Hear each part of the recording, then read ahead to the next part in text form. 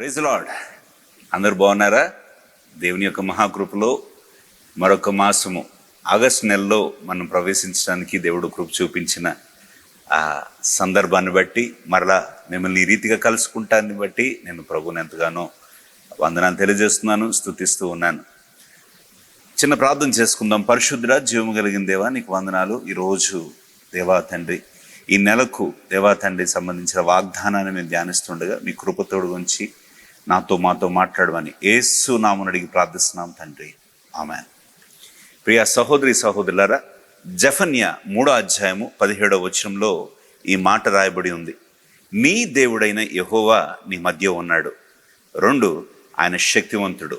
3, ఆయన మిమ్మల్ని రక్షించును. ఆయన బహు ఆనందముతో నీ యందు సంతోషించును. నీ యందు తనకున్న ప్రేమను బట్టి శాంతము వహించి నీ అందరి సంతోషం చేత ఆయన హర్షించును అని వాక్యంలో రాయబడి ఉంది. ఈ నెల ఆగస్టు మాసంలో దేవుడు మన మధ్య ఉంటూ ఉన్నాడు. ఆయన ఎక్కడ ఉన్నాడు అని అంటే మన మధ్యే ఉంటూ ఉన్నాడు. ఆయన ఎలాంటి వాడు అని వాక్యంలో రాయబడిందంటే ఆయన శక్తివంతుడు. ఆయన ఏమి చేశాడు అని అంటే ఆయన మిమ్మల్ని రక్షిస్తాడు అని రాయబడి ఉంది.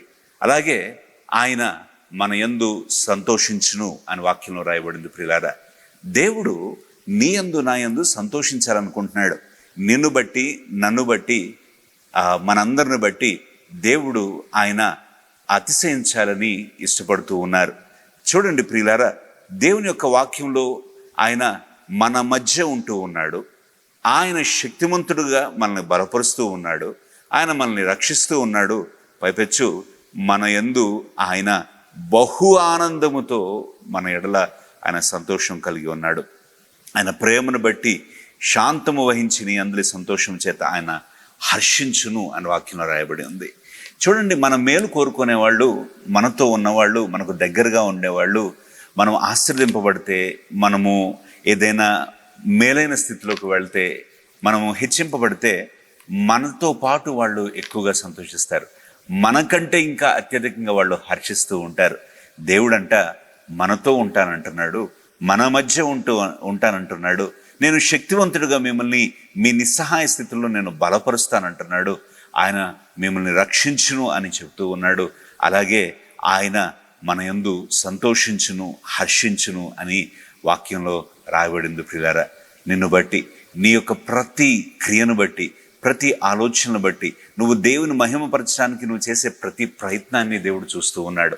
దేవుని కొరకు నేను బ్రతకాలి అనే తపన నీకుంటే, దేవుని కొరకు నువ్వు ఏమైనా చేయాలనే ఆశ నీకుంటే, ఆ ఆశకు తగినట్లు, ఆ తపనకు తగినట్లు నువ్వు కొన్ని ప్రయత్నాలు నువ్వు చేస్తూ ఉంటుంటే దాన్ని ఈరోజు దేవుడు బలపరుస్తానంటున్నాడు.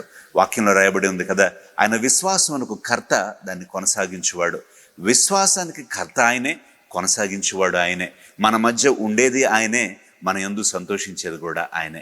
ఎంత గొప్ప నిరీక్షణ, ఎంత గొప్ప ధైర్యము దేవుడు ఈ నెల మనకు ఇస్తూ ఉన్నాడు. మన మధ్య ఉండే దేవుడు మనల్ని బలపరుస్తూ, మన యందు ఆనందించి, మన యందు సంతోషము కలిగి ఉంటాను అని దేవుడు ఈరోజు వాగ్దానం ఇస్తూ ఉన్నాడు.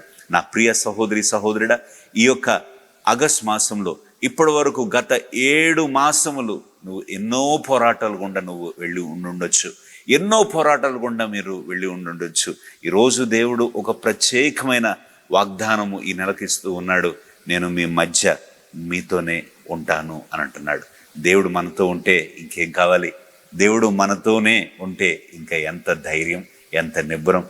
దేవుడు మనల్ని, ఆయన శక్తివంతుడు, ఆయన మన యందు సంతోషించువాడు, మనల్ని రక్షించువాడుగా దేవుడు మనతో ఉంటున్నాడు.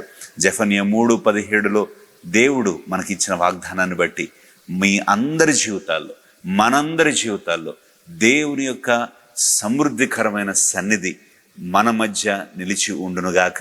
దేవుని యొక్క రక్షణ, దేవుడు మన బట్టి ఆయన సంతోషించునుగాక. ఆమేన్. దేవుడు మిమ్మల్ని బహుగా దీవించునుగాక. చిన్న ప్రార్థన చేసుకుందాం.